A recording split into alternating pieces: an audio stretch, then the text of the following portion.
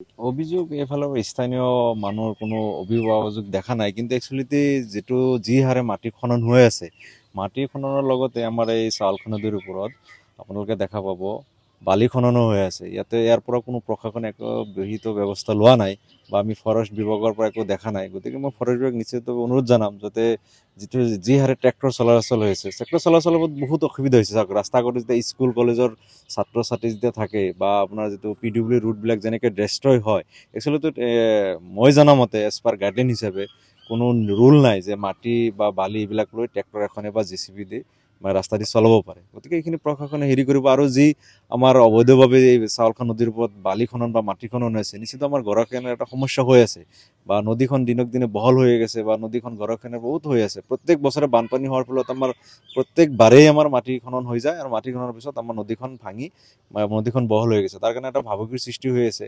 আমাৰ যিটো ব্ৰিজ বা কান্দাপাৰা ৰূপাকুছি যিটো সংযোগী ব্ৰিজ আছে, ব্ৰিজত এটা ভাবুকিৰ সৃষ্টি হৈছে। ব্ৰিজৰ পশ্চিম ফালৰ পৰা আপোনালোকে দেখা পাব, আপোনালোকৰ যাতে ভিজুৱেল যদি আছে আপোনালোকে ভালকৈ লক্ষ্য কৰিব, ব্ৰিজৰ পশ্চিম ফালৰ পৰা আৰু পূব ফালৰ পৰা এনেকুৱা মাটি খনন কৰিছে, ব্ৰিজখনলৈকে ভৱিষ্যতৰ সংকট হৈ আছে।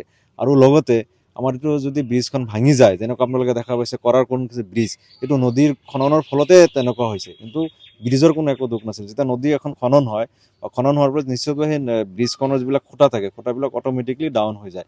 গতিকে এই ক্ষেত্ৰত প্ৰশাসনে যাতে উচিত তদন্ত কৰি বা সেই ট্ৰেক্টৰৰ মালিকৰ ওপৰত বা JCB মালিকৰ ওপৰত বিহিত ব্যৱস্থা গ্ৰহণ কৰে। সেইকাৰণে প্ৰশাসন, মই খনন কৰা মতে এইবিলাক নদীত যিবিলাক মাটি থাকে এইবিলাক একচনীয়া মাটি থাকে। মেডিবাটাৰ মাটি থাকিলেও মাটি যেতিয়া আপোনাৰ নদী এখন আপোনাৰ এইবিলাক চৰকাৰৰ আণ্ডাৰত থাকে, গতিকে এইবিলাক একচনীয়া মাটি কোনোবাই চিণ্ডিকেটত চলাই আছে, চিণ্ডিকেটৰ জৰিয়তে মাটিবিলাক খনন হৈ আছে।